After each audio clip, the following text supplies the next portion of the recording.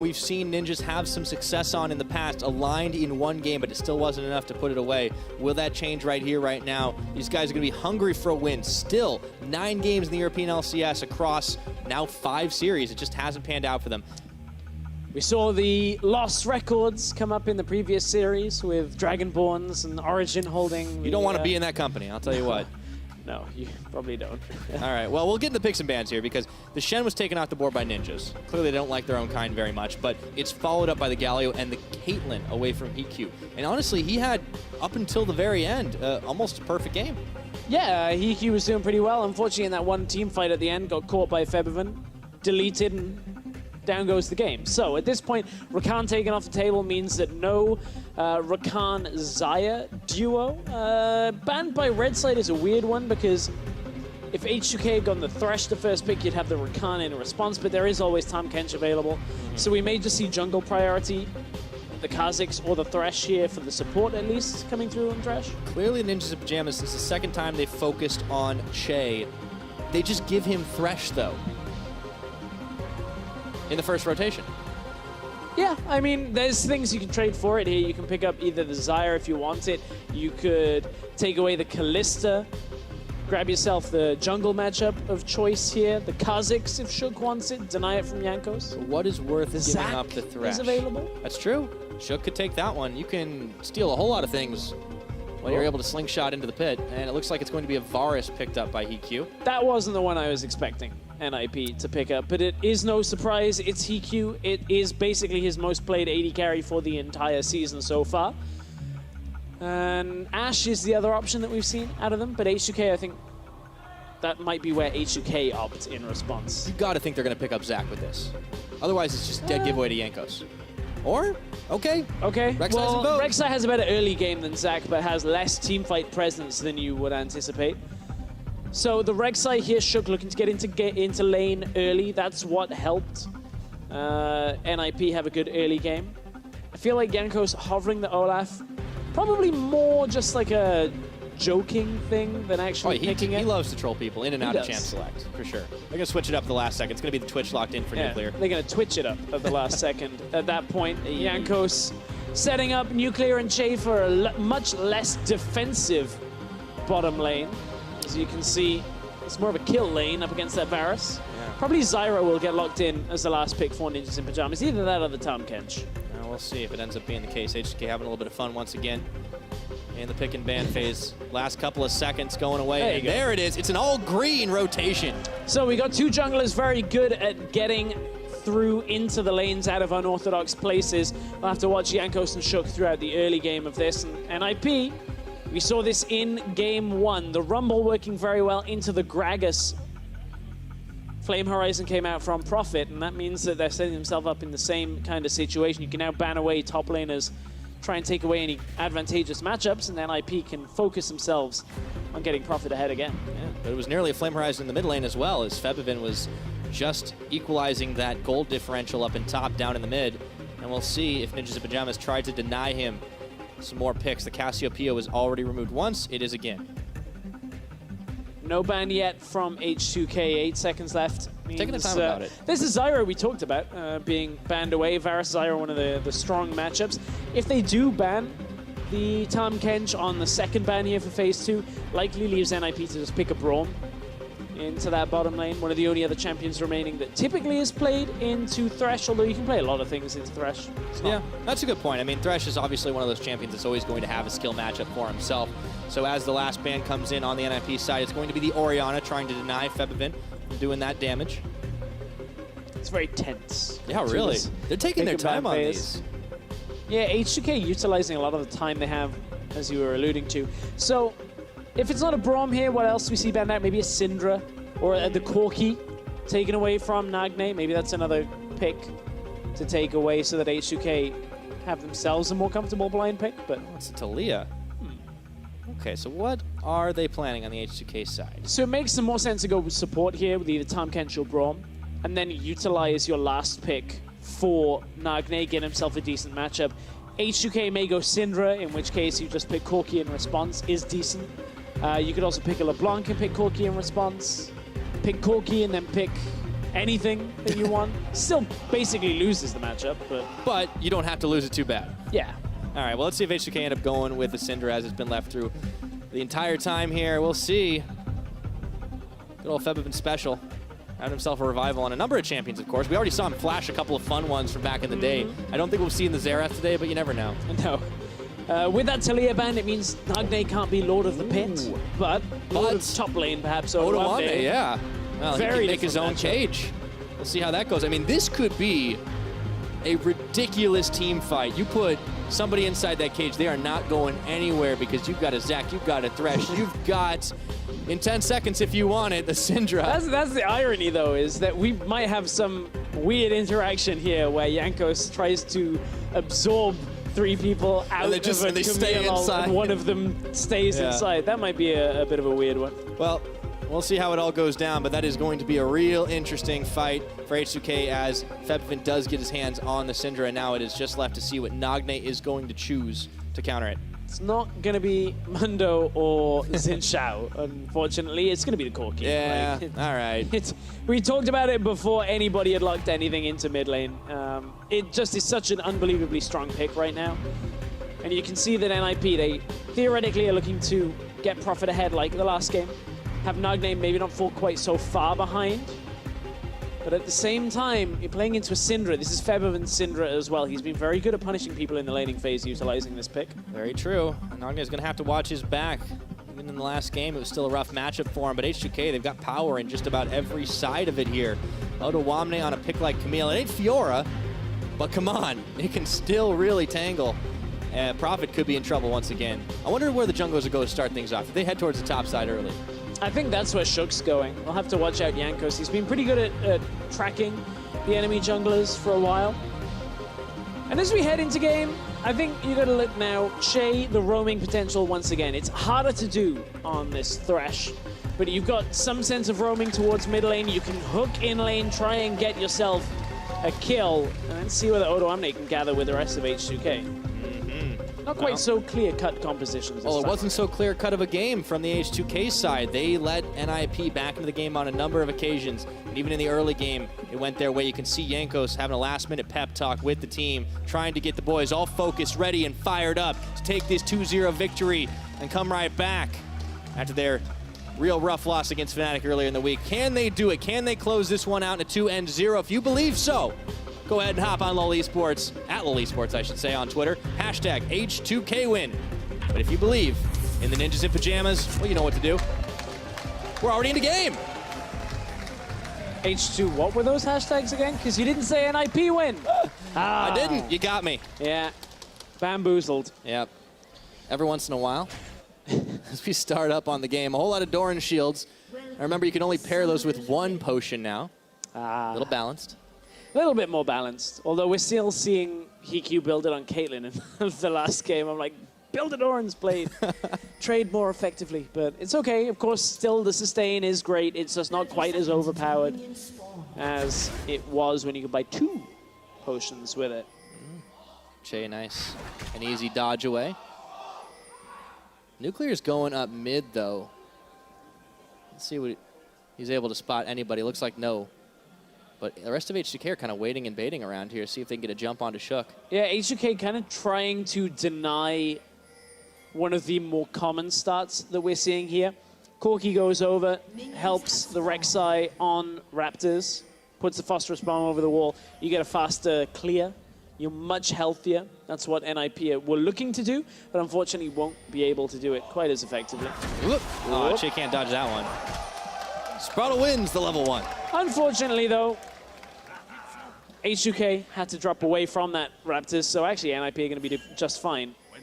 As they can help out with Corki, but they've seen it. Well, say what you will about the teams, but the sports are definitely having some fun. Get to see 2 pretty quick early clear junglers here in the Zac versus the Rek'Sai, but it's bottom lane where we're going to see a lot of the trade. I'm kind of hyped up for this trade. No kidding.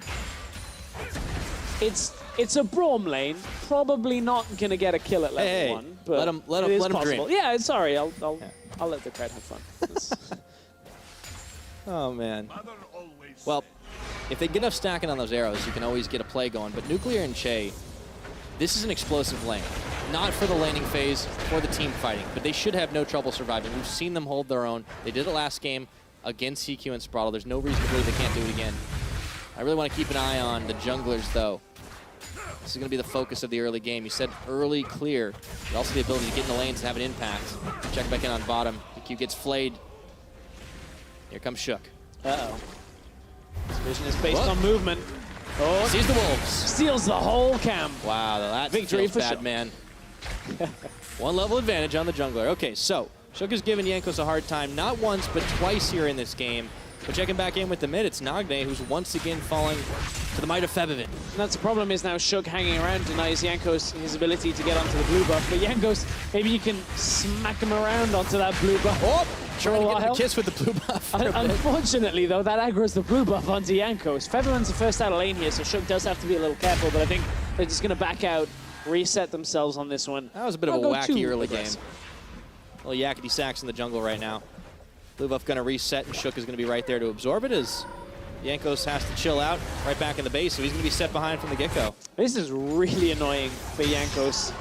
Hoodland's bottom lane. There we go. They're trying to go in here as Nuclear getting a few stacks of poison out, takes in the Lantern in, looking for HQ, but there's still a heal there up and available for both AD carries. Just some early trading. Yeah, early trade, but H2K come out ahead of that. HQ's used his health potion. Spraddle's used one of his already, so that's all we're going to track throughout these fights. Oh, Che. Those pesky minions just getting away. Yeah.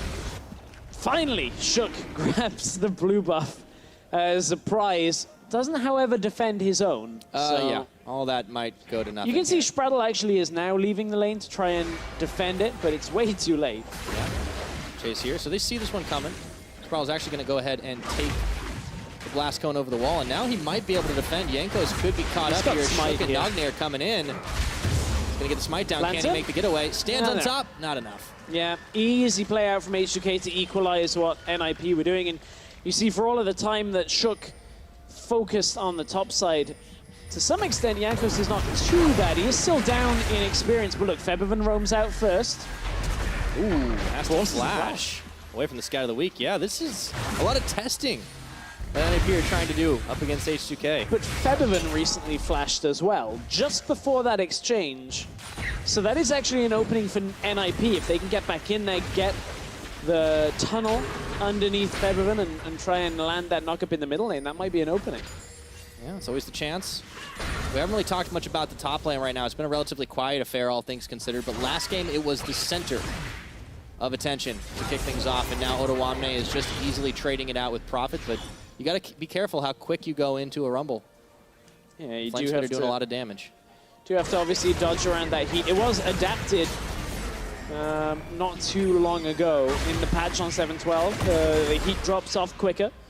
The reason Febvin flashed was a gank coming from Shook in the middle lane. We then saw the tail end of that. Yeah. Junglers continue to find each other in this game, but no early kills just yet, just a lot of attempts. It really just seems like they've been a little half-hearted, though. Yeah, nobody's been all that committal. Yeah. Considering Shook spent about a minute in Jankos jungle. Last game was a little bit all over the place and a little bit wonky to begin, so it seems like these teams aren't too keen to kind of go all at each other. I mean, Jankos, you got to think he's having a better time than he was last game. You really got to take a look at how he performed in the first 10-15 minutes up against Shook. And, you know, it was okay, but he had a rough start. Yeah, both junglers kind of on the bad end of a lot of trades in the last game. You can see the Shook had the gold lead at 15 up on Jankos. For this game, it's experience that is a little bit more impactful. Shook well ahead of Jankos when you look at the route to level 6, about a third of the level at least. But it's Febvin trying to make the first roam. They know that he's here. Prophet knew Febvin was out of lane. Puts that control ward down, is able to defend against any kind of play. Keeping it nice and safe. Nothing they're going to be too worried about playing for on the map to start things off. Shook working his way once again into the H2K jungle, but just to throw a ward this time. Once again, though, Nagne struggling in the farm game up against Febvin. He was down 6 or 7 CS. And this early on, we've already started to see how Febvin can compound leads based on a CS differential. Interestingly enough, though, Febvin yet to win on Syndra in the summer split. 3 games played, 0 wins. See if he can turn his fortunes around on that pick. Well, they're well on their way with the one-game victory. However, Jankos is about to face check right into Shook and Spraddle with the unburrow. Surprise! He's going to have to go hopping. Takes the lantern out right at the opportune moment. Jankos smiting for health there as well at one point during that exchange. Hasn't really found comfort in his own jungle for a lot of this early game. And that's been a testament to what NIP have tried to do. We'll see whether it actually expands into a larger lead for them, though, because Shook on this Rek'Sai, he's going to have to get into lane, start causing a little bit of trouble, start getting on top of some of the H2K carries, perhaps. Featherman has no flash still. Shook's nearly level 6. That would be the time to do it. Yeah, always possible. Ooh, and that's a flash for flash, and another one following through. Shook has got his eyes on the bottom side, and it looks like it's going to be first blood over to the jungler from NIP. We were looking at how maybe it was going to be the level 6 point for Shook. Well, he manages to get down into the bottom lane, even pre-level 6. That's the 9th first blood in a row for the Ninjas in Pyjamas here in the summer split. Pretty sure it's all been Shook, too, or just about. Well, he's been involved, got this one again, so padding some of those stats. Nicely done for him right now, and that's going to give NIP a bit of a gold lead. That was a really, really quick just flash follow-through from the Ninjas. Yeah, and they caught Jankos a little bit during a farming period up on the top side of the map, so it meant Jankos wasn't there in actual fact to respond. Jankos beat Shook to level 6. We were talking about how the experience should have been in NIP's favor. Well, it didn't even matter that the level 6 point wasn't there. EQ didn't connect with the crowd control, but 3 versus 1 under the tower. It's going to go in Nip's way more often than not. Easy pick up onto Nuclear, who now has no summoners himself. Had to pop both of his just to try and stay alive. Futile effort there. Shook will be able to grab himself the red buff on the back half of it all, as Jankos on the other side was donating the blue over to Febiven, who has his flash up and available again, so it'll be a little harder for Shook to try and make a follow-up play there. Nagne still actually hanging pretty tough on the farm. It's only been a 3 minion disadvantage, but I guess it's about to even up as Febiven just clears away the wave right there. Yeah, he's caught up. It also means Febiven can't quite do so much in the trading while Nagne has the Hex Drinker. So in that respect, Nagne able to keep on. There was that wave in front of Febiven, though, and that opens the CS disparity right back up as Nagne had recalled out. Of course. But it still seems to be the long laning phase for both these teams. With some jungle intervention, of course, it really hasn't been too much action. And we do have another very valuable dragon on the bottom side of the map, and it's a lot of NIP vision and Nagne around it. With the package, you said we haven't had impact, we haven't had a lot of emphasis on fights. Well, this would be the time for NIP maybe to look for one, as that package is about halfway through the duration. Bottom side vision around the dragon is in favor of NIP. They have at least some vision control, so H2K can't rush towards it. But Yanko's going to do his best to clear that out. Yeah. NIP hadn't even found any members of H2K, in all honesty. This is sad. Package is going to tie him out. Well, Corki's good at taking blue buff on his own. With Sheen, he will probably lose a decent chunk of health, but it doesn't really matter at that point. You take the blue buff so fast that you end up okay. Sure going to be making his way all the way down here into the river. It looks like the rest of H2K have gathered. Maybe now's the time to get things going. Past 10 minutes on the clock, the Mountain Drake up and available. H2K all of a sudden getting a little antsy to try and get some action going. Well, they know that they're quite strong now in the sense that if you dive with the Zac, you of course have the cell division. You can kind of keep yourself alive. You got the ultimate available as well. With no wave, though, it's kind of a tricky ask. You'd easily kill the Corki with the Syndra damage as well. Here goes Jankos. Unleash the power, and in comes Jankos to follow through. Pulls him right back on in, but there's a teleport coming, and Nagne has survived the onslaught of damage here. Teleport will not finish. Prophet ends up canceling it as he makes his way up top. I said easily kill the Corki, actually. That Hex Drinker allows Nagne to stay alive, not even utilize the flash or the exhaust coming through. So that was actually a lot safer for Nagne than first anticipated. Yeah. Able to stay alive, doesn't burn any summoners, neither does Febiven. But yeah, the lane phase continues right now. Still the slim advantage from First Blood over to NIP, and as Che checks the brush, you get the back from Spraddle, in comes Jankos once again, but that's just to clear the last of the wave. Observers baiting everybody, thinking Nagne was in lane. They fooled him. Nagne was in base. Now it's just a push onto the tower. Hey man, everybody gets debated once in a while, including us. At that point, Nagne, there was no baiting him around the tower. He already backed away. Nice playing, nice and safe. Gets out. That's the thing. However, NIP are this continuing this defensive kind of mindset, right? Like, they're not going for the big plays. And Nagne, unfortunately, is unable to hop that wall with the Valk. He has to flash it. Yeah, this time needed to flash. Knew that the ultimate would have come as a follow-up from Jankos if it have connected with that Q. Shook, however, looking for a play down on the bottom side. Remember, the Thresh is on the other side, so this isn't the Lantern play that they're looking for, and there's no TP available. Nagne's coming in too. Bringing Nagne down. Boy, Jankos picking his red buff up. It looks like they're gearing up for the fight. Jankos is here. Like, I don't know whether NIP this is going to favor them. Right into Spraddle here.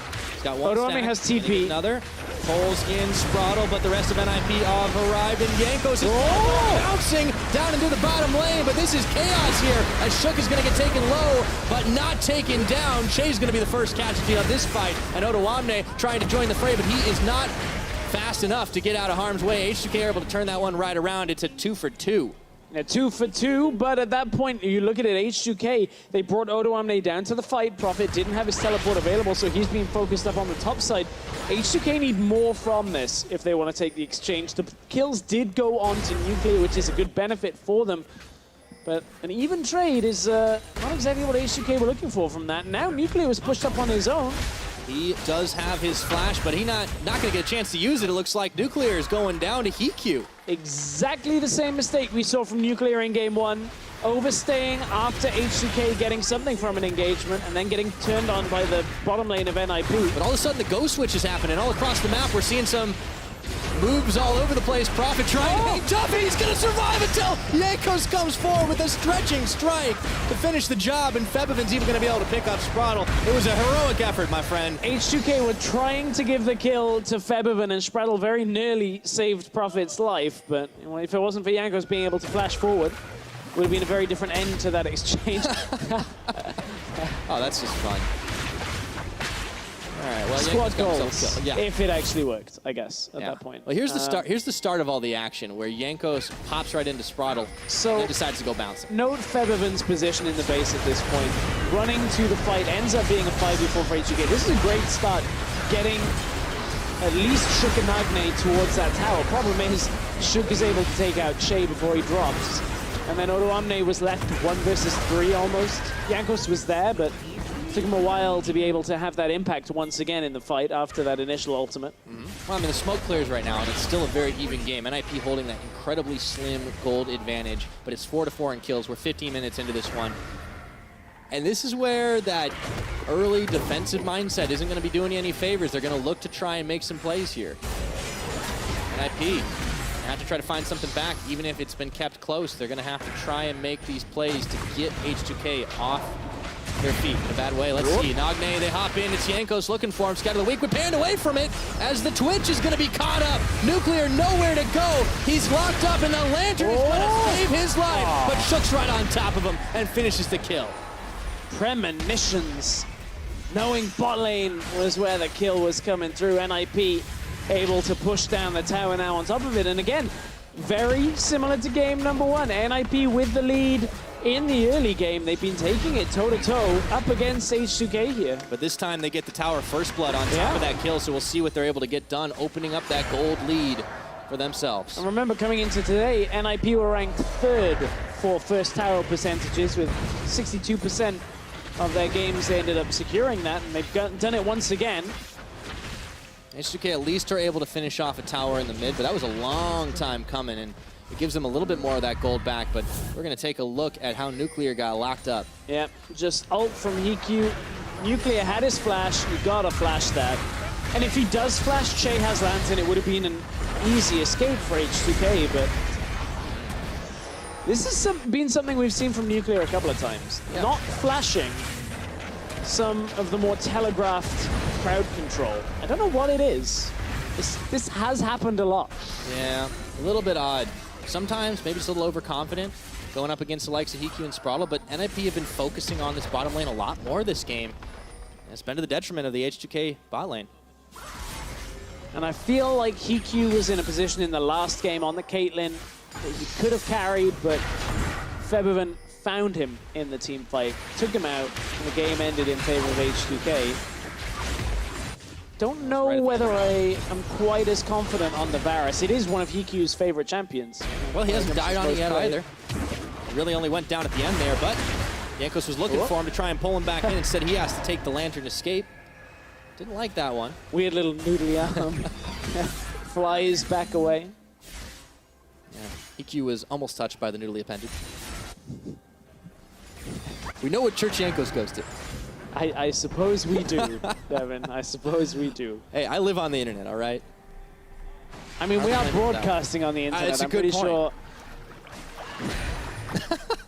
somebody at home records on a VHS tape the EU LCS and is playing it back, and they're like, wait, what? I don't think that's how VODs work. Pretty sure. I have it on good information. Okay, now here's your top lane focus. Ottawamne is going to be able to sniff that one out from a mile away. Meanwhile, Jankos and Nuclear going to be easily going to clean this one up. Mountain Drake going over to them was 18 minutes before anyone even looked at it. And NIP kind of lollygagging here around this river, not even thinking about going for the Rift Herald. H2K are, after picking up the Mountain Drake, there's not a whole lot for them to do on the map. They're going to try maybe and defend topside, but it's so low that that tower will just end up falling over quite quickly. I don't think NIP need the Rift Herald to make this play. No, but NIP are going to be able to go up to this top side, finish off this tower. It seems like it's just a game of you go here for one objective, we go there for another. Back and forth it goes for a little while, but H2K seem to be the team that is starting this off. And the thing is, look, nobody from H2K has gone to collect bot lane yet. Now Nuclear's caught. And that looks like Che is going to get fired down, but not fast enough as Jankos is going to hop in. Teleports aplenty here, but it's Febivin who's going to draw the first kill in this fight, and Hikyu gets pulled right back into the team, into the waiting arms of Nuclear as Shook trying to make his great escape, but Ottawamne says, oh no, you don't! Nagne, get over here! And he's going to be fired down. A double kill now for the Camille, and H2K just opened up a serious can of killing the hell out of that team. Yeah, playing Protect the Flubber at the end of that fight as Jankos was able to divide his way back into life, and now they push on towards the tower.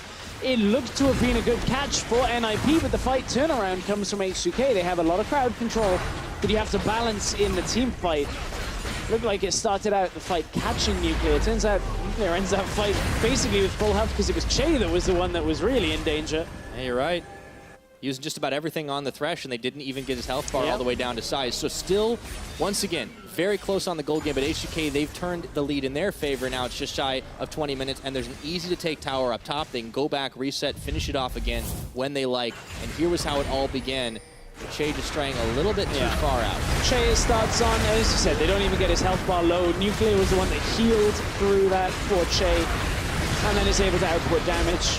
Jankos, again, this is the kind of crowd control that makes it difficult to turn a fight. And Ottawamne able to follow forward with that flash. Everything going the way of H2K for this fight. It's been a good early game for NIP, but there's always these one or two fights that they just don't seem able to balance. Don't seem able to get the other end of with that win, and it kind of holds the game closer perhaps than you think it should. Yeah, we've seen H2K have a few moments where things have just gone not quite their way, but it looks like this might be one of those. Even though it was Shook going in onto Che, they've turned it around damage-wise, and in comes Jankos flying through and pulls Spraddle and Shook together for the kill. And Nagne trying to make the hero play, gets flayed back, caught up on the hook, a double kill for the Twitch, and Nuclear is having a blast this game. Once again, Jankos is coming in, and fortunately this time he couldn't save the life of the rat. And this time Febivin nowhere near the fight on the second half, meaning Nuclear doesn't have anybody else to output some damage there. Jankos no passive, remember, but able to slingshot his way out of the fight. Meanwhile, Ottawamne is just doing this thing. Yeah, just pushing down. Didn't have TP, couldn't get to the fight, but nevertheless, H2K still somewhat holding even on the fight basis, but now NIP. They were wondering whether anyone was taking that Lantern from Che. Oh, hello.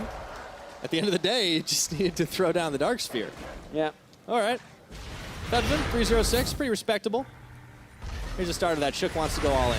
Yeah, this is the engage onto Che. The ult does not land from Hikyu.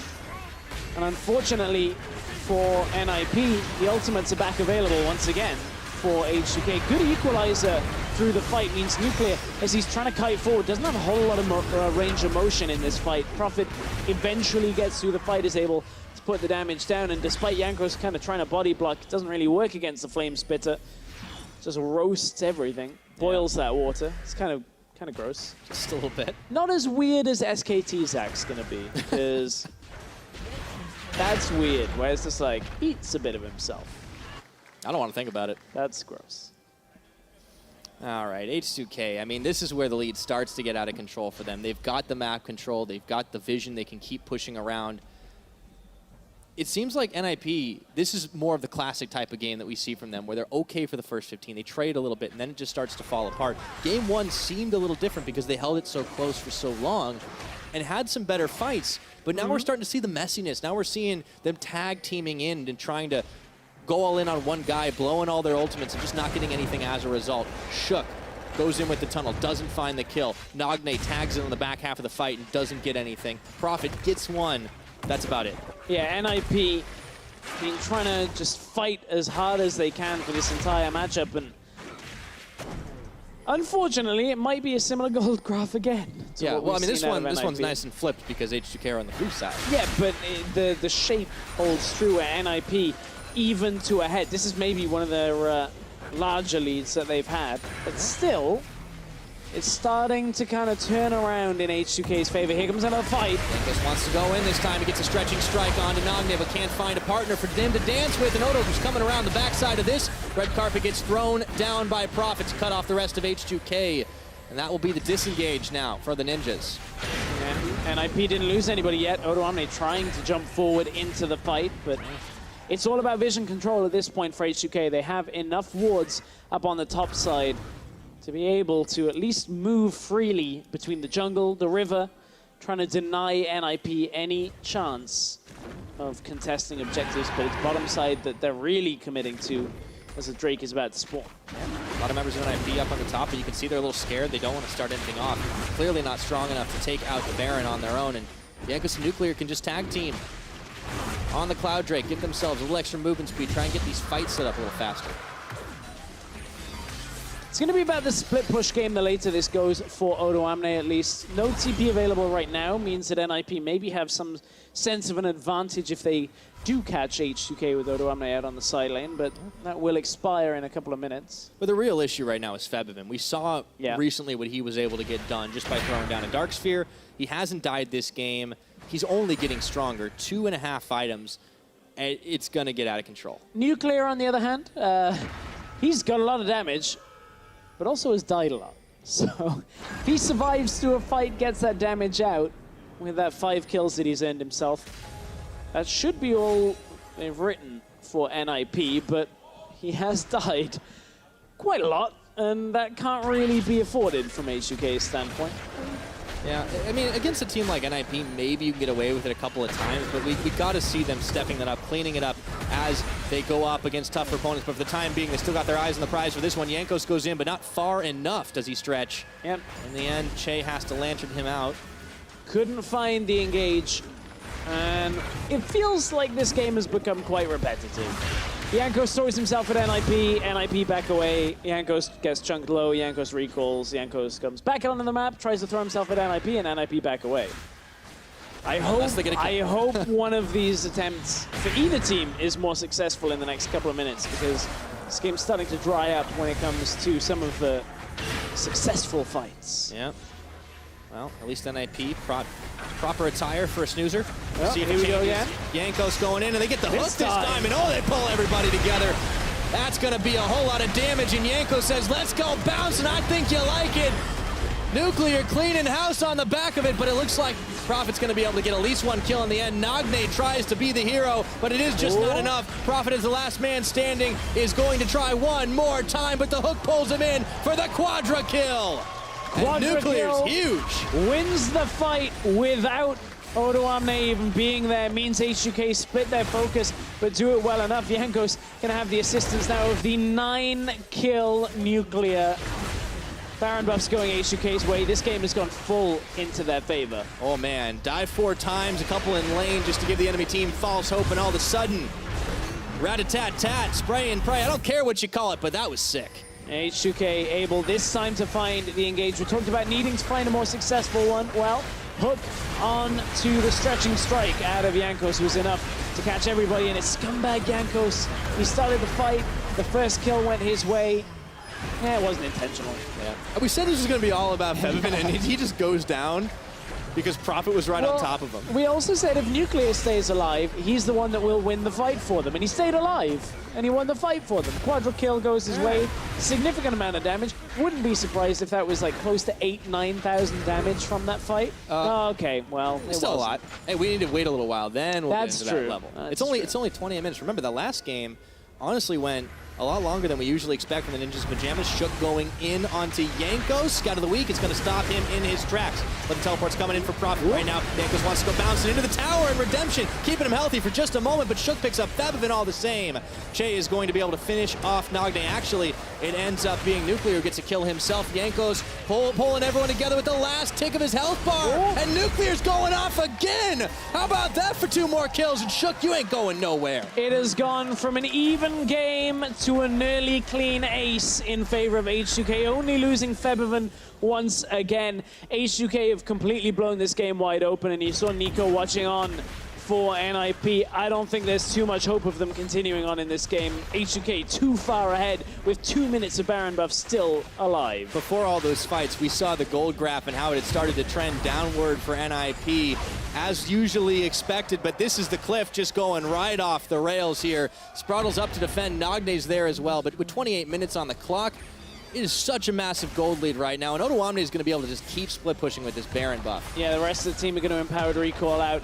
Odoamne will take the tower down. And it's just going to be an easy reset point. 1 minute 30, they can walk the minions back up with the Baron buff. And again, at this point, Yanko so far ahead, has that Gargoyle Stone Plate on as well. Drags 2 people into the back line, right into the waiting arms of Nuclear. And it's an easy pickup on the kills to start this. Prophet is realistically one of the only ones being able to do damage. Nagne is in a lot of trouble. Oh yeah, nowhere for him to go right now. They have to rely on falcing away from danger, but there is no escape route for you. Nagne is going, and gone with legendary Nuclear, 13-4. Looked like Jankos actually blocked the Valkyrie on the way out of that. H2K just styling on NIP now. Yep. That's a 1v3. Che doesn't want that at this point. They're not styling that hard yet. No. No, you need some time. I mean, you could see the item difference is huge at this point. Jankos has his Gargoyle Stone Plate. He had picked up his mask earlier on just to try and keep himself. This time, yeah, Che wants it. Now they got the teammates in, and Jankos is going to hop into the party. Odo joining the fight as well, and Febiven starts it off by taking down Prophet. Nuclear is unloading all of his damage for a double kill, and just like that, there are no NIP members left. Clean ace. 30 minutes on the board, and boy, was this a different kind of game. But in the end, it is H2 what? H2-0, baby.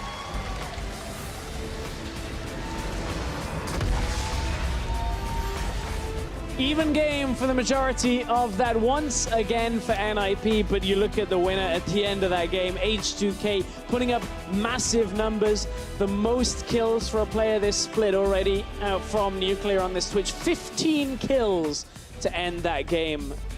H2K looking a whole lot more convincing at the end 10 minutes of this series than anything else before. Yeah, I mean, Nuclear is kind of an allegory for this game. He goes from 0 to hero, and all of a sudden, everything lines up right. The Zac goes in, he pulls in 2 members, Che pops his ult on, and everybody's stuck in the box, and it's shooting fish in a barrel for the Twitch.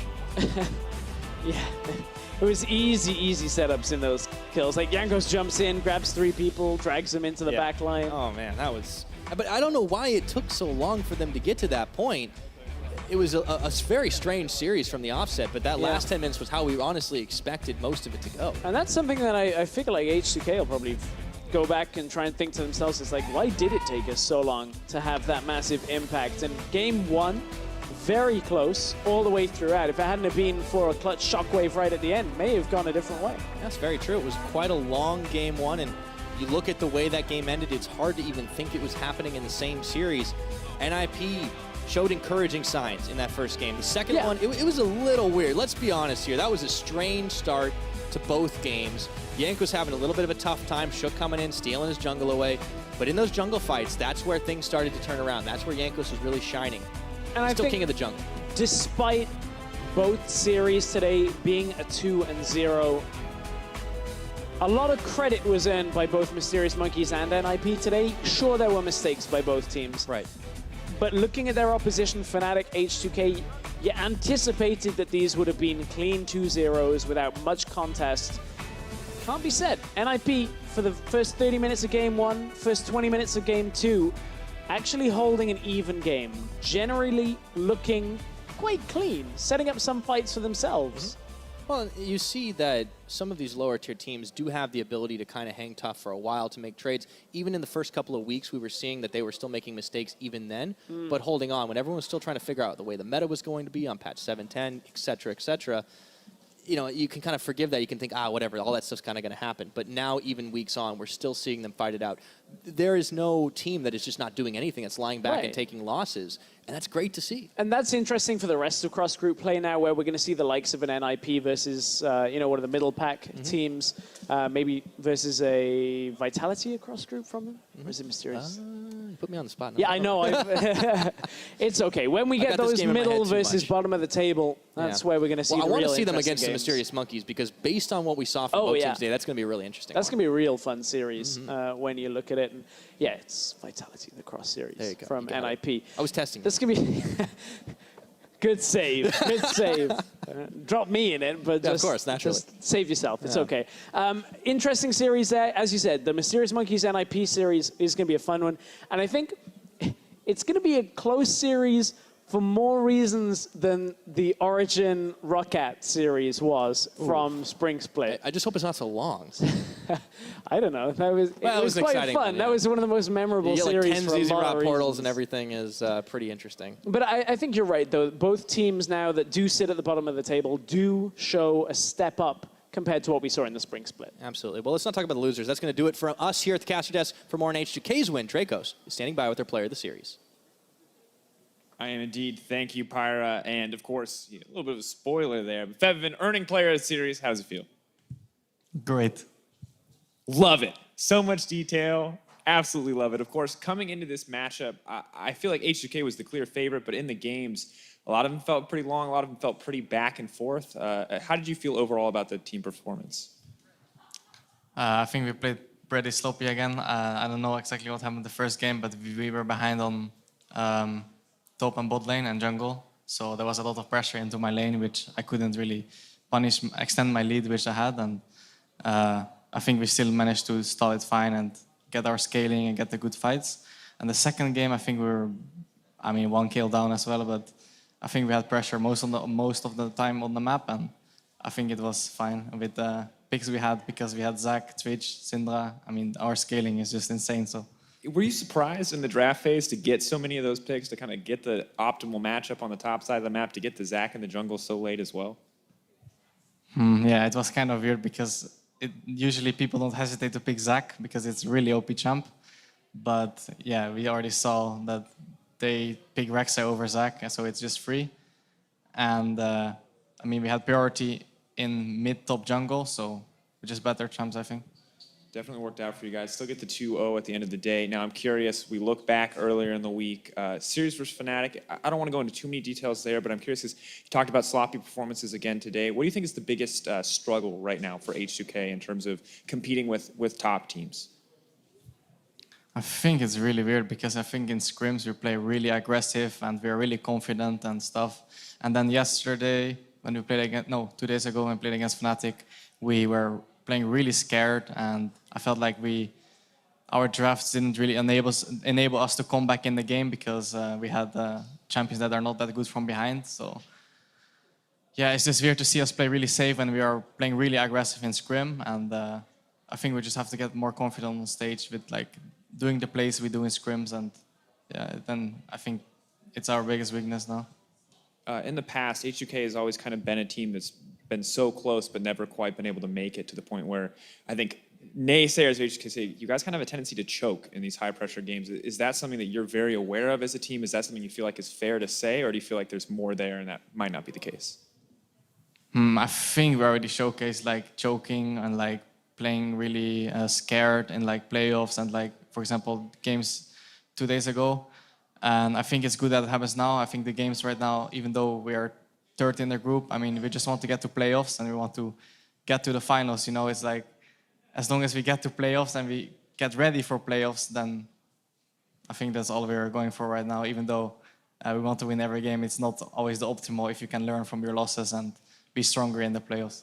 Definitely makes more sense to prep for the long haul rather than the immediate future. Well, final question. We've seen Mysterious Monkey put up some good fights today, as we mentioned earlier. NIP doing pretty well at some points in the big game against you guys. Do you feel like the bottom teams in the LCS right now are better than what we saw in spring? Because it seems like, though they're still not winning games, they are putting up a lot more fights than we saw in spring split.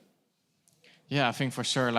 I think the bottom teams has improved and the top teams has become even better. So it's kind of like a fight. So there's still a really big gap between the top teams and like the bottom teams. But I guess the top teams can fight each other and the bottom teams can fight each other, and then we still have a nice season, right? Definitely exciting to watch so far. Well, congrats again on Player of the Series and your win for H2K. Thank you so much for taking the time to talk to me. That's going to do it from us. So now all that's left is to send it over to Shocks and the post-game lobby.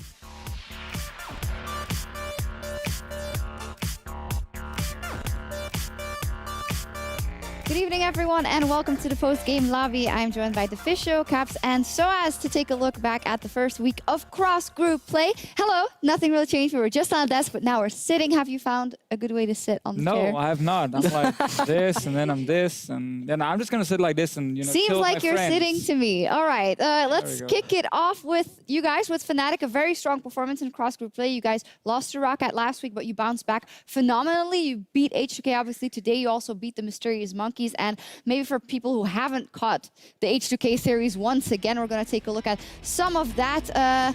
So as repeated, what was going so well? What was on point from Fnatic in that series? I don't know, I feel it's a bit, as Fabian said earlier, they are just playing scared, and it allows us to do whatever we want on the map. So we just like pick them apart, and yeah, we went for a really good dive top lane in game 1, and not really sure. We just played good, and they didn't play so good, I guess. Yeah, it looks pretty easy. Caps, how much does your Corki have to do with the crushing victory?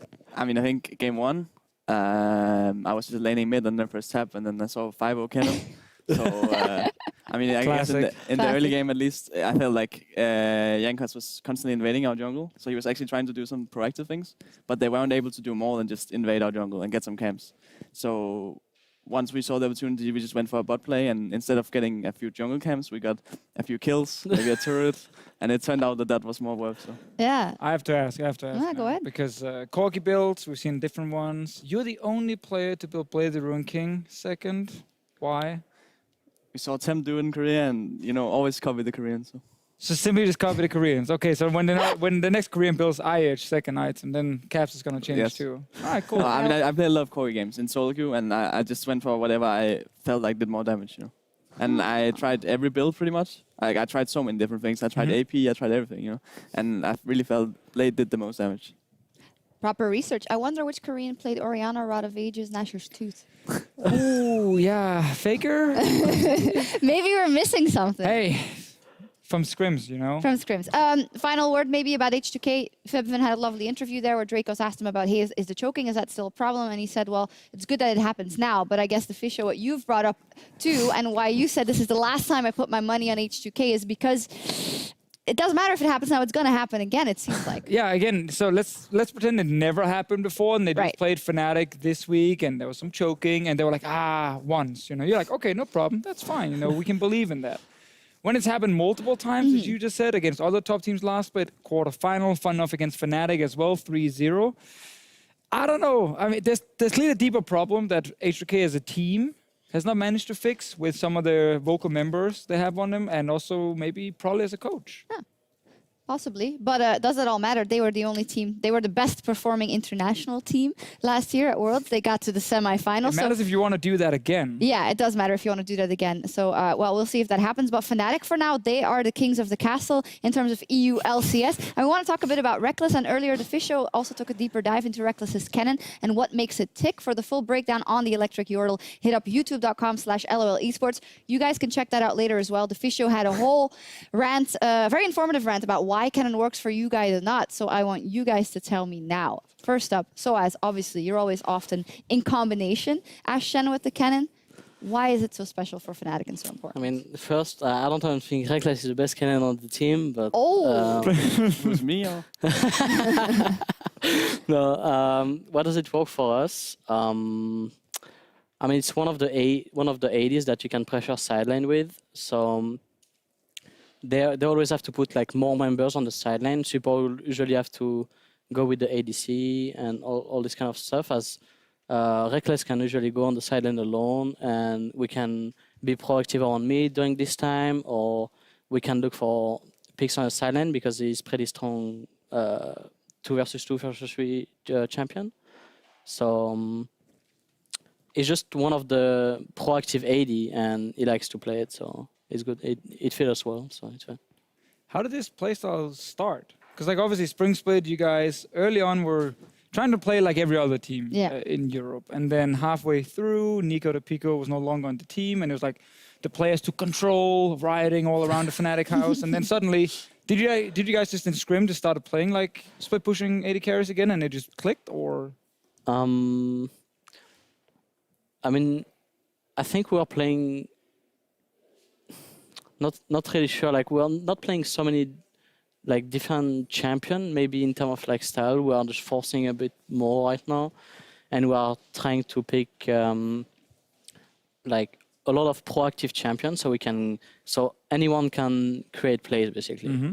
So it's just easier. Like if you have a team comp with really little CC, it's gonna be really hard to be able to team fight. So if you're behind and you don't have much CC, then you cannot. If the team you're playing against is minimum good, you cannot engage on them.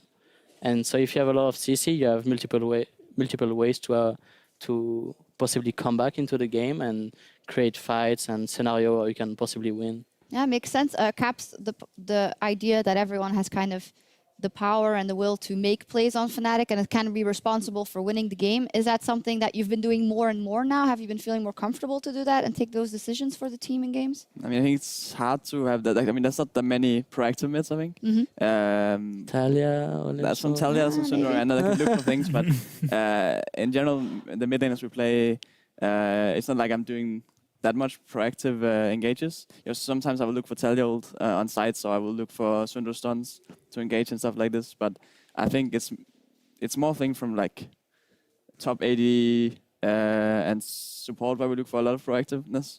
And yeah, I mean, it's been working so far. Yeah, it's absolutely been working for you guys. It's not been working so well for G2. Let's turn to them. Ooh. Haven't been doing too hot. G2, they faced off against Unicorns of Love in a rematch of the Spring Finals, which may have gone the same way. But on the other side, it was Unicorns of Love who had the upper hand, the Fisho, in that match. I mean, at this point, it's not really surprising. G2 is managing to lose so many different games. I think a lot of times they don't actually know what it is they want to play. Because the drafts are kind of all over the place. Randomly, we saw AP Kennen top lane come in yesterday when they were actually trying to win like 3 lanes at once. So Kennen ended up losing his lane against like pure hard engage come from Unicorns. And they just fell really far behind in the mid game and just got stomped. And the caster in the last game as well was actually super good from Exile. Yeah. So it's just really weird watching G2 play because they don't understand the meta or what they want to play. And I really think some of the members are underperforming as well after the holiday. Like, Expect is not looking good at all in the top lane. No, this, can you explain why you needed this yesterday? What do you think G2 has been doing? Larry? All I said was that, you know the story of the cursed monkey paw? It's a cursed monkey paw. Do you know this, like, you know No. what it is, right? You don't know what it is? Well, I know it can be cursed. Yeah, so basically when you wish for something, you're going to get it, but you have to, of course, pay a price. So I feel like G2 actually wished for international success, and the price they paid was that now they suck in Europe. So they're basically like Fnatic is now taking the throne because G2 got international success due to the cursed monkey paw. So that's why we had the monkey. Just watching this without sound, just a Fisho going like this, like EU LCS broadcast, man. We don't need you anymore, Larry. So peace out. So I would like to ask you guys, just from your perspective, what's kind of going wrong with G2, or why have they still not been able to catch up to the level that they were before MSI, Caps? I think it's a bit hard question, but I think when they first came back, there was obviously some things they didn't know. They didn't know what to play. They didn't have they hadn't played for some time, probably only played it like a game at home or something a day. But now I feel like they should all know exactly what to play. And you can't really blame it on them not knowing the meta anymore, because it's been like multiple weeks. So at this point, I really don't know what's going on wrong with them. I think maybe just lost belief in themselves. Before they were riding on momentum. They always knew, always we're playing against the EU team, now we can win. Yeah. But now they came back, and they lost to us. Then they lost to Misfits, I think. And then in the beginning they said like, oh, it's just the picks. But now maybe they're just beginning to believe, oh, maybe we're not as good as we thought and stuff like this. I'm starting to doubt. How bad can the kind of doubt be when it creeps into the team, Soaz? I'm not really sure. I don't think they are like adapting too well in terms of picks and bans. Like as I was saying earlier, in terms of like picking CC, like in the 2 games they played against UL, that 0 CC. They're having Kha'Zix, Rumble, Lucian, and so when you pick this sort of comp, if you don't win early game or like get bottom turret or you get like a big advantage by laning, then you will not do that much, you know. So I think they are playing like before they are playing the same thing sort of, but now it just feels like their macro is not as good as before. Maybe other team catched up. Maybe they are just simply worse, and they cannot just win out of macro game anymore. Do you guys think there's another team in Europe who can kind of reach the level G2 showed at MSI in playoffs? Or do you think now that we just have to accept that maybe this G2, for whatever reason, is just not going to be there, and we just lost like a top team? Or can Fnatic maybe get to that level? Well, cannot know. Caps? I mean, it's hard to say, but we obviously play very differently from G2 and what they did last split as well. So if we were to go for a run like G2 did, it would be a different kind of run, I think. I see. So a better one. A better one. Better one. Win the final, actually. Win the final. Beat them. So let A me more ask exciting one. a more exciting We final. wouldn't be happy after one win against SKT. Damn. Let me ask it in a different way. Is it still 100% certainty that G2 wins the final and becomes the summer split champions? Like they have for the... No. No. So that in itself, I think, is a pretty big statement because we wouldn't have doubted it. We didn't doubt it for the last year and a half, right? So, or? I mean, obviously the first split that came in, we didn't go like G2 is going to take this. But I think summer split, they were pretty heavy favorites for most of it and obviously won every single series. Spring split was the same. So yeah, I think this is probably the first one after they kind of took over the #1 seed in Europe where we can go like, we're getting a little bit concerned, but I still think they have plenty of time to catch back up and be ready for playoffs. And if anything, it's super exciting. Let's take a look at the standings after the rough start to the split for G2. They've given up a lead to Fnatic in those standings. So you guys are steadily in #1 in Group A, and then H2K and Unicorns of Love are tied for first in Group B. Is there any other surprise for you guys outside of Fnatic being at the top? That probably isn't a surprise for you guys. Fnatic has a loss. Yeah, Fnatic has a loss. I really wonder what happened in No. the Rocket series, actually. The Kingslayers. Yeah. Mysterious Monkeys and Ninjas in Pyjamas, they're at the bottom, but I feel like we've seen some good things from them. Mysterious Monkeys with the new members. What do you guys think, Soaz? Can they climb up over Vitality in Group B? I mean, I will need to like rewatch the games, like our games, to see. I mean, they gave us more difficulties than like most of the team we played. I think even though we lost versus Rocket, it was more like we lost to ourselves. I felt like more than them playing any good. Third game was a bit different. I don't feel like we were really into the game, but yeah.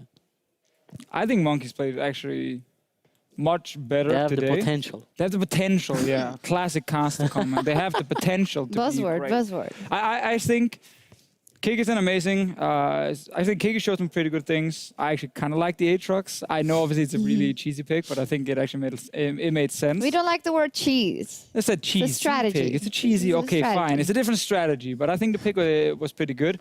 Amazing performance, was a little bit up and down. There were some good moves, some bad moves as well. Maybe he wanted to prove himself He really definitely wanted to hard prove in that himself. game. But they just got like, they actually got really close certain times and they ended up hurting themselves. Like they get 2 Barons and they got 2 negative Baron power plays where they got Baron, lost the fight to you guys, lost like multiple towers, and then they got a Baron again and did the same thing. At least they got Barons. They did get Barons, and I think they showed some pretty cool things that I think for some of the other games, like I actually think they can take games off some other teams now. Yeah, I think so too. But well, the top teams, Unicorns of Love and Fnatic, you guys, in my head, you're both aggressive. So then easily it's like, oh, they're playing the same style. But Senkux was actually bringing up yesterday, no, it's actually a completely different style because Fnatic is much more focused on the split push and getting advantages in a different way besides just the team fights. And they were of the opinion that Unicorns of Love yesterday weren't going to win the series simply because they only have one style and they always play the same style. So I want to ask you guys about how strong do you think the Unicorns of Love are at their style, and will it last them this time through to possibly make it to the highest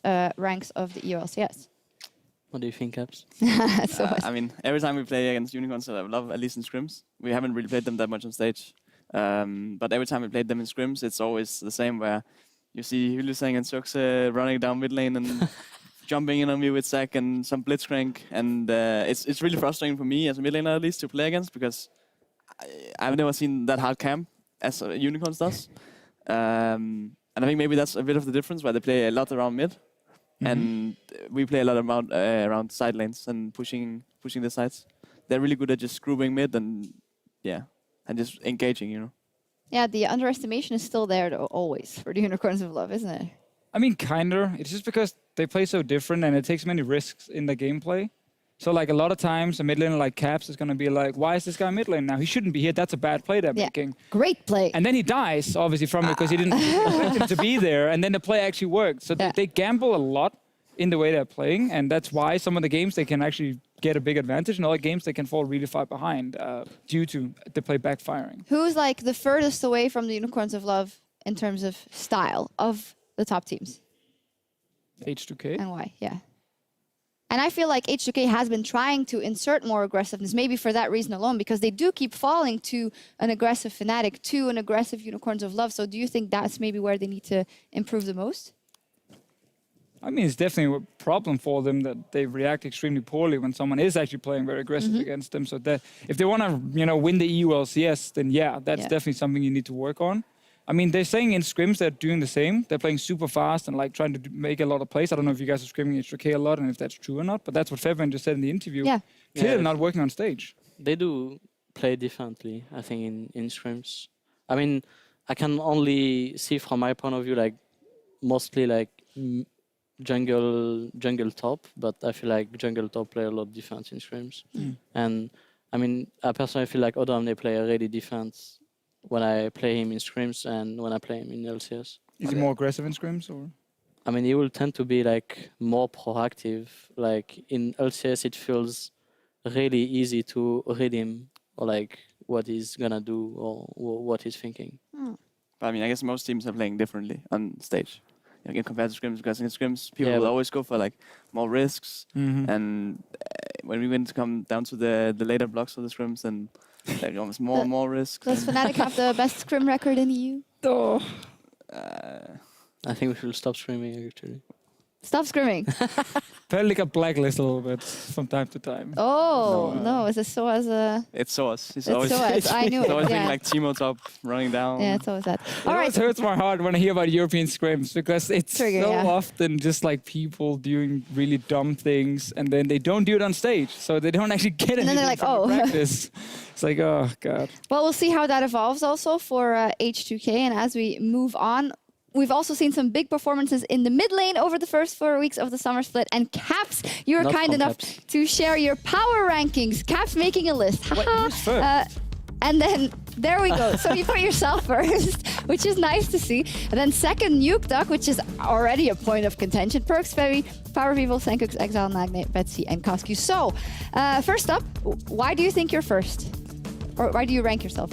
I mean, I think it's always hard to do a ranking, right?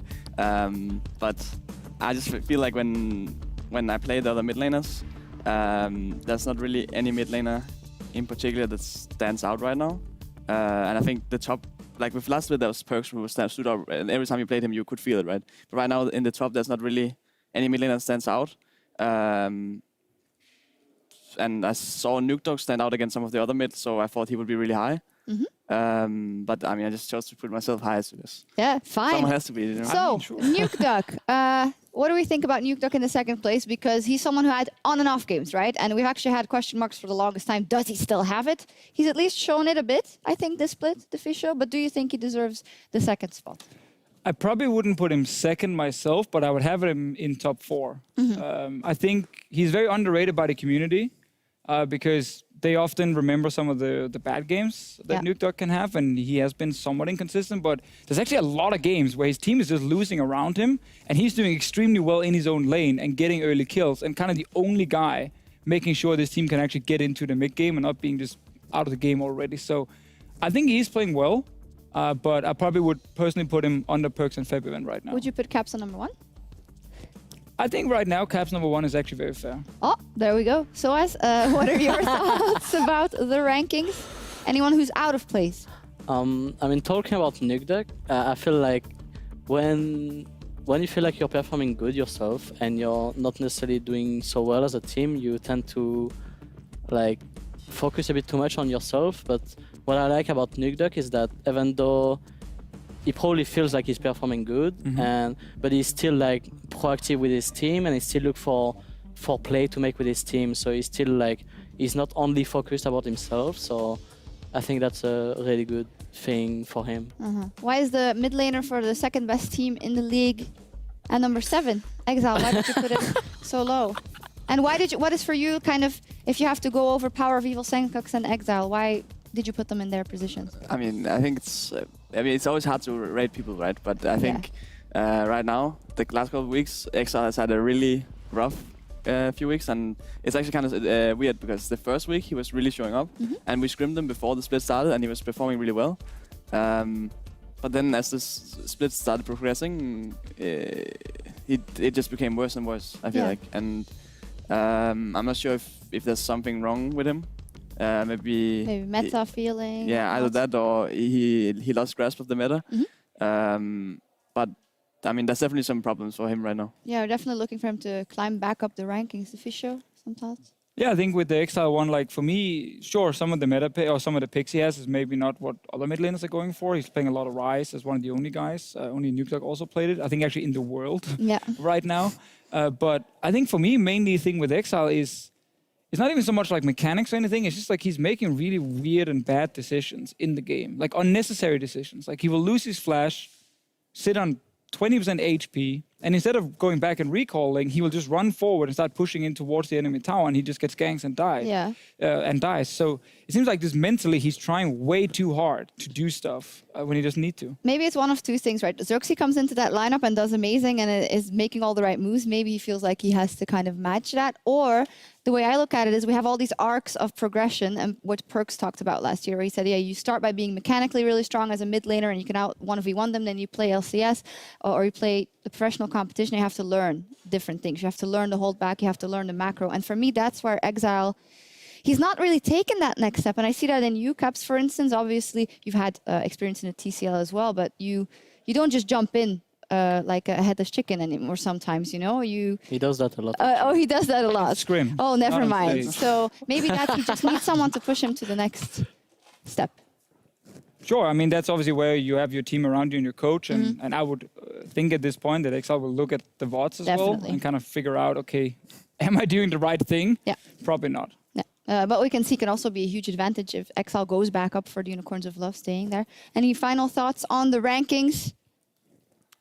I want to know what Caps needs to improve on. What is Caps' weakness, according to Caps and then according to Soas? There's too many. We'll be there really late. No, but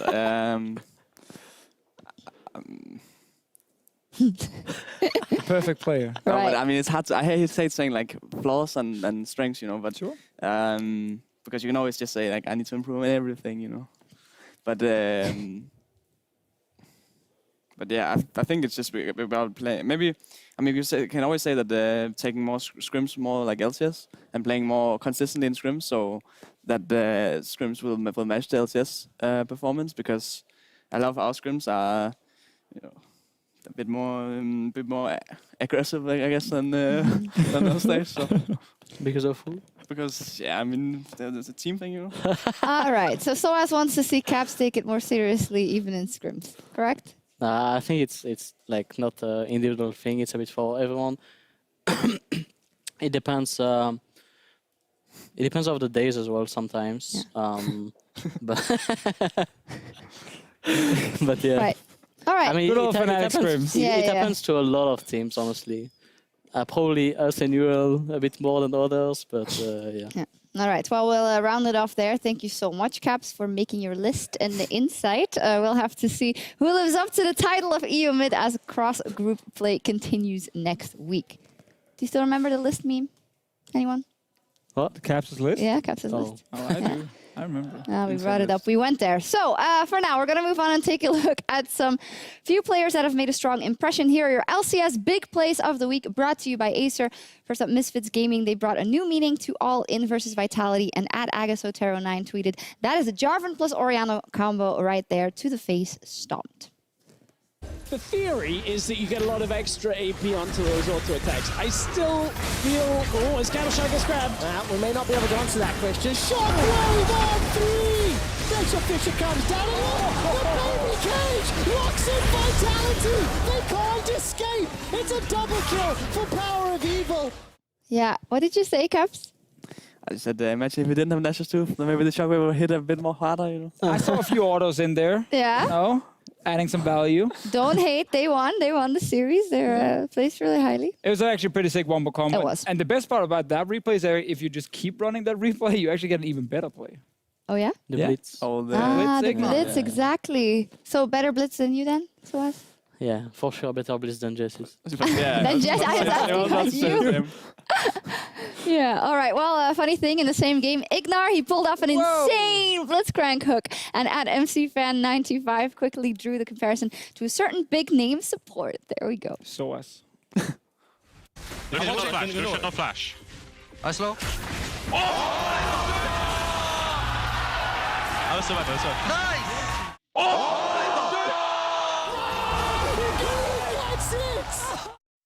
together? Oh! No, yeah, only me. All right, cool. Nice, calculated. Good stuff from Ignar. Yes. Okay. Was that crazy? I don't know, man. Come on, guys. It was a crazy play. I mean, they do this every time. When Yeah. you watched it, Jesse's was really not impressed. He was like, it's just Then Lucian that- being bad. But But Jesse He has was not just been jelly. impressed. He's not been impressed about anything. He was asked about the Rift rivals yesterday, and he was like, you know, EU and NA, and he's like, oh, they're both bad. Like, I both was EU like, and NA oh, are they're not good. He's just shooting it down completely. So Jess is not easily impressed. That's what we're going to take away from this. Well, final play, the Unicorns of Love, they got the win against G2 in no small part to the spring MVP. At Tom's X called it out for what it was. Dirty stuff from Vizicachi and a Baron for the Unicorns of Love. There's no safe wave clear. All the ground has been worked, but the fight looks like it may get started off anyway. Teleport coming into the backside. Where's the equalizer? It is what G2 needs, but it may be too little too late. Expect goes wide, gets knocked up. The chain CC comes in. He does not have the items to stay safe, but Mithy has gonna keep going. That's explosive. The engage comes in. Xerxes hungry for blood. Out comes the ult. Die, die, die, he says. Makes it look clean. Massive 4-0 going in the favor of Unicorns of Love. Yeah, Spring Split MVP. Soaz, how do you think our Spring Split MVP has been doing, lately, Vizicachi? I don't know. I think he's okay. I think he's okay. Who's the best top laner in the league? Me. You're the best top laner. Well, you have the same Fnatic thing as number one in every role. Every single Every role. role is Fnatic number one. Yeah? What would you say? Who's the best top laner? Right now? I mean, the sad thing is I almost have to go Source. Oh, there we go. He's actually playing really So, well. why is Odawamne not there free? Why is Chalchi not there? Why is Expect not there? Why is Alfari not there? I mean, with Odamne, we talked about this earlier. Yeah. On stage, very clearly, you're not seeing the same performance as you do in scrims from him. And I think now, due to some of the big games, obviously not going in favor of H2K, it's kind of hurt his performance as well, just a little bit. I think Chachi's had some good individual games, but he's also had some games where he just gets ganked and dies like way too much, which is, of course, something we've seen in the past from him. But it's kind of hard to not look at the Fnatic players, especially, the two guys next to me, because they are actually doing really well. And it annoys me to say when you're sitting right here. But Cass going is to like, Korea is better than playing MSI. Apparently. Well, that's actually up for debate. Depends if you are stuck in Diamond 3. Oh, someone was stuck in Diamond 3 in Korea? Did I hear this right? I was going Diamond 1, but didn't have time. I mean, we had a week, you know. Yeah. Where were you? Where did you end up, Caps? I got Challenger.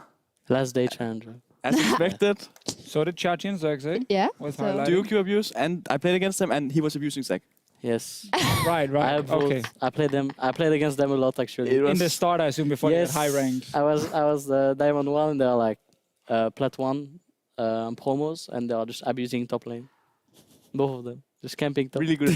Yeah, hey, it's a strategy as well. Well, we'll just have it noted that Caps is the best in, in ranked games, is the best in scrims, is the best in his personal But now list, the is pressure's the on best these in guys. EU. You know, Yeah, if someone definitely. else comes in and Yeah, starts definitely. beating them on the rankings. Ooh. Now they're all out for you now, so that's what it feels like. Yeah. Yeah, we'll be back here in Berlin next week for more League of Legends as cross-group play continues with the Ninjas in Pyjamas versus the Mysterious Monkeys, Fnatic versus Splice, H2K versus Misfits, G2 versus Mysterious Monkeys rather. So Fnatic versus Splice, I do want to talk about that one after seeing what you have from Splice, Caps, and how do you think that matchup is going to go for you guys?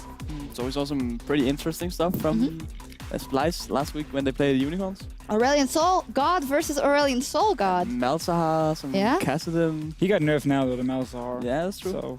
And then wait, what was he playing Malzahar against? Galio, right? Galio. Yeah. Okay, I thought it was Ryze. I was going to say that I will not blind pick Ryze. So. Yeah. So how do you think it's going to go? I mean, I think Splice is pretty annoying to play, at least from like my own position. I think Wonder is really good top, and I think he's playing well with Trashy on top lane, so gonna be interesting matchup for sure. Definitely so. G2 is playing the Mysterious Monkeys. So, I mean, maybe the upset's in the making. The scary thing is Mysterious Monkeys look pretty good today. Like, okay, they look okay today. I think G2 can probably take a game. This should be the game where G2 will bounce back, but I don't think it's as clear-cut as I would have said a week ago before the roster changes. Yeah, we're going to go again. Yeah, this was where they should bounce back. And when they don't, well, next week is where they should bounce back. No, if they do not bounce back here, then it's panic, you know. Then it's panic. He did say after Rift Rivals they wouldn't row again. Yeah. That's true. He did say Actually, after Rift Rivals. Well, we're going to have to panic because we're sending G2 as one of the European representatives at Rift Rivals. So as Europe, Still we're going better to than have P1. Still better than P1. So not as bad. Trix Nidalee, Mike Young's Nidalee. I don't know.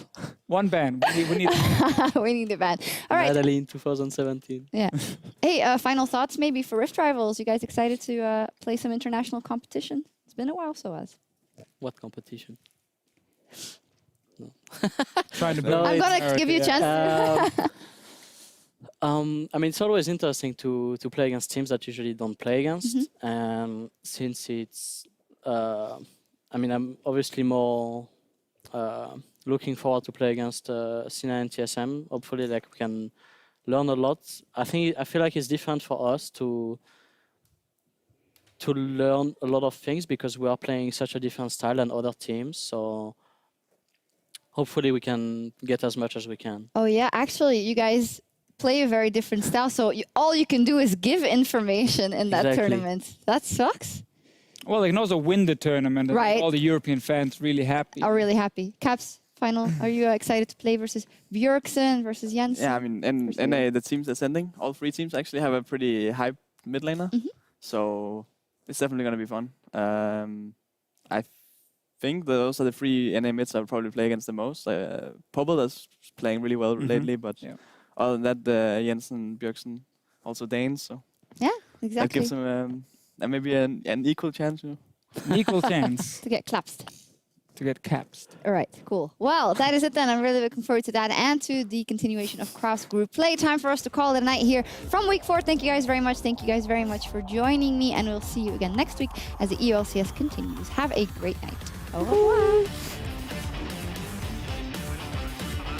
It's Saturday though, but they forget the other three players for some reason. Well, we have 3 more players. Actually, I can dangle. Hit lanes right now. Oh, leap forward. Husky over to the blush, but that's going to be trouble for Caps. That's so much damage going down, flashing out with the red buff. No, yes, the auto comes in. Topside. We don't need to fight. Nice. Oh! Right there's the stun. Oh, knockback. Beautiful. incredible force of will to scatter the weak to save the team, but Dream still may drop it. Now they're going to find game one here against the Mysterious Monkeys. But you can see from the group where they're trying to find the pick. Dreams does get taken down. Fnatic once again in control. Instantly get aggressive into the mid lane. Yuki gets popped. Blitz. Okay. I can solo ni. I can jump up. Centra. Come to you. I slow. I got Centra. No, good. Nice. Can we go? Yes. Back, my corner. No, not your corner. No, mate. Oh, wow. Why didn't I get it? What is this game? What is this draft, by the way? That's gonna be it. Mysterious Monkeys, no match for the snowballing Fnatic. You guys are. Hey, it's Frank. Hey, Frank. Hey. Shook is going to tag his way in. There's the axe, and all of a sudden the flame spitter's on. It was all abated. It's first blood. Against the Elder, against all 5 players on H2K. He kills it. It's going to get a hell of a shutdown right now. They look to take 1-0 in the lead on the series. And then all across the map, we're seeing some moves all over the place. Prophet trying to be tough, and he's going to survive until Yankos comes forward with a stretching strike to finish the job.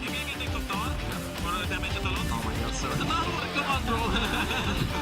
Miku gets pulled right back into the team, into the waiting arms of Nuclear. As Shook trying to make his great escape, but Odoamne says, oh no, you don't! Nagne, get over here! Looks like Prophet's going to be able to get at least one kill in the end. Nagne tries to be the hero, but it is just not enough. Prophet is the last man standing, is going to try one more time, but the hook pulls him in for the quadra kill! But in the end, it is H2-1, H2-0, baby!